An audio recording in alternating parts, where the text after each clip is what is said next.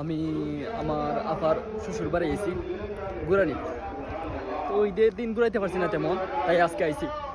আজকে জুমাবারও মাইকের চাউনও না যায়, যেমন মনে হয় আমার শব্দটা কেমন শোনা যেত না, এটা বুঝলাম। আমি আমার ভাই ভাই যাই কি তারপরে আর বেশি দিন না, এটা হচ্ছে ঈদগাহ।